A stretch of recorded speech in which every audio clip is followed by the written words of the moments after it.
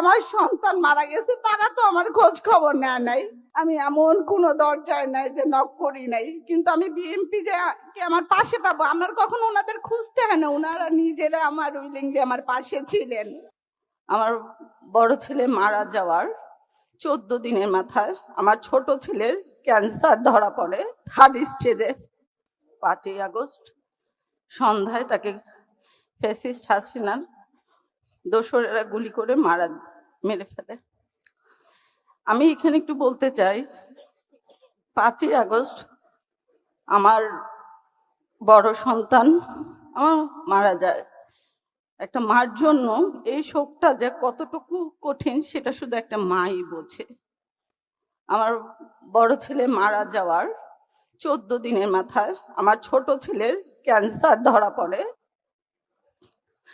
আমার বড় ছেলে 5ই আগস্ট মারা যায়। 10 তারিখ আগস্টের আমি পিজি হসপিটালে ভর্তি হই।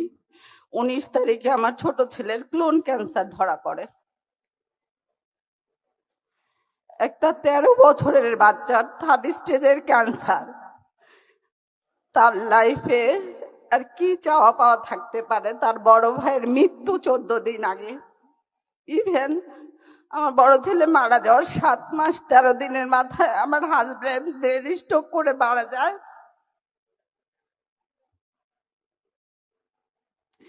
2025-এর মার্চের 18 তারিখ 17 রোজায় লাইফের এই পর্যায়ে আমি আমার ছোট ছেলের হারানোর আর কি আছে? আমি এই দুঃসময়ে আমার ছোট ছেলেকে বাঁচানোর লড়াই এতটা অসহায় হয়ে যায় যে আমি তখন তত্ত্বাবধায়ক সরকারের কাছে যাওয়ার পরেও তারা আমার বিন্দু মাত্র সাহায্য করে না। আমি স্বাস্থ্য উপদেষ্টার কাছে 3 বার আমার এই অসুস্থ ছেলেটাকে নিয়ে যেয়ে সারাদিন বসে থাকি কেমো দেওয়ার পরে। উনি আমাকে বলে ওনার হাতে কিছু নাই, আমার সন্তানই ট্রিটমেন্ট পায় না, কারণ ও শহীদের ভাই।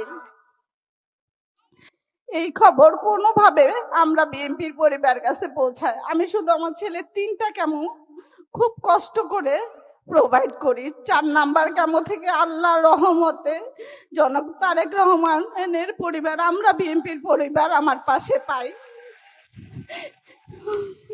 জীবনে বাঁচার লড়াইয়ে ওনারা আমার ছেলের পাশে আর আমার পাশে কিভাবে ছিলেন হয়তো আমি আপনাদের বুঝাইতে পারবো না।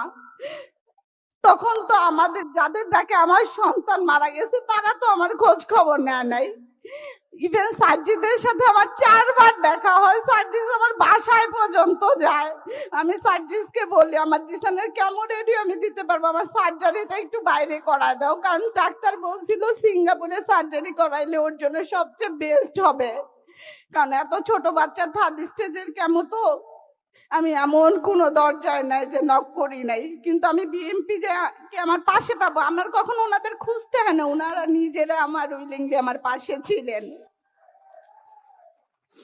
জনাব তারেক রহমান বর্তমানে প্রধানমন্ত্রী, উনি লন্ডন থাকা অবস্থায় আমার জিসানের খোঁজ খবর নেন, ওর জন্য গিফট পাঠান, এবং উনি শুধু আমাকে বলেন জিসানকে বলবেন শক্ত থাকে, জিসানের জন্য যা করা লাগে আমি আমার সামর্থ্য অনুযায়ী করব।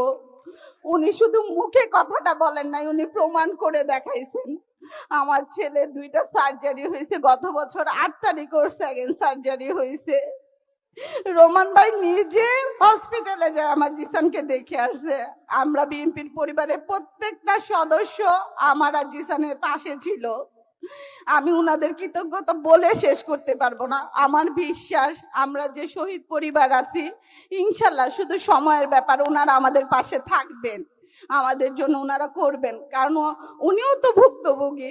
আমরা হয়তো হারাইছি, আমরা বলতে পারছি, উনি বলতে পারে নাই। আমরা যেভাবে ওনাদের পাশে ছিলাম ওনারাও আমাদের জন্য করবেন। ওনাদের কাছে আমাদের শুধু একটাই চাওয়া, আমাদের সন্তানের বিচারটা যেন উনি করে, এতটুকু ওনার কাছে আমি হাত জোড় করে রিকোয়েস্ট করতেছি।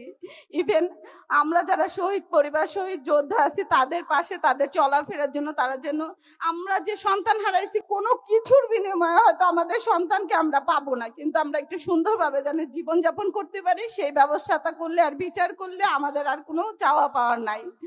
আমি আবারও বলতে চাই, তারেক রহমান আমার পাশে যেভাবে ছিল, রোমান ভাই, মিথুন ভাই, ইভেন আমরা বিএনপির পরিবারের প্রত্যেকটা সদস্য, আজ পর্যন্ত আমি সেকেন্ড অপারেশন করাইছি, প্রায় 1 বছর হয়ে গেছে। আমি হয়তো ফোন দিয়ে বলি ভাইয়া জিসানের এইটা লাগবে, আমার বলতে দেরি, আমার একদিন সময় লাগে ওইটা আমার কাছে পৌঁছায় যাইতে। ইভেন আমি একজন ক্যান্সার রোগীর মা হিসেবে, একজন শহীদের মা হিসেবে আমার হয়তো চিন্তাও করতে হয় না যে কালকে আমার ছেলের কেমো, পরশু রেডিও, আমি কি করব, কারণ আমি একটা সিঙ্গেল মা হিসেবে আমি কিছু করি না। আমার হাজবেন্ডও মারা গেছে, প্রায় 1.5 বছর হয়ে গেছে। ক্যান্সারের মতো একটা কি লেভেলের ট্রিটমেন্টে টাকা লাগে সেটা শুধু সেই পরিবারেই জানে। আমার দিন শেষ অন্তত জিসানের ট্রিটমেন্টের জন্য আমার টেনশন করতে হয় না। ইভেন আপনাদেরকে এখনো আমি বলতে চাই, বলাটা উচিত না, মাত্র রোমান ভাই আমাকে জিসানের কথা জিজ্ঞেস করে বলতেছে ওর এই অবস্থা কেন, ওকে এত খারাপ দেখাচ্ছে কেন। আমি বলছি ভাইয়া ক্যান্সারটা আগের চেয়ে একটু বেড়ে গেছে। ভাইয়া বলছে আপনি টেনশন করবেন না, আমরা তো আছি, শুধু ওর পাশে আপনি থাকেন। লাস্টে একটা কথা বলতে চাই, দিন শেষে প্রতিদিন সকাল হয় রাত হয় আমার জিসান শুধু বলে আম্মু ভাইয়া তো আমাদের রেখে চলে গেছে, কিন্তু আমি তোমাকে কার কাছে রেখে যাব, তুমি তো সম্পূর্ণ একা। আমি ওকে বলতে পারি না যে বাবা ইনশাল্লাহ তুমি সুস্থ হয়ে যাবা, বলি আম্মু ইনশাল্লাহ আম্মা আল্লাহ তোমাকে সুস্থ করে আমার কাছে নিয়ে যাবে। আমি সবার কাছে দোয়া চাই আল্লাহ যেন আমাকে জীবিত অবস্থায় আমাকে আর কিছু না দেখায়। একটা মার জন্য এর চেয়ে কষ্টের আর কিছু নাই, কারণ আমার যা ছিল আমি সব হারায় ফেলছি।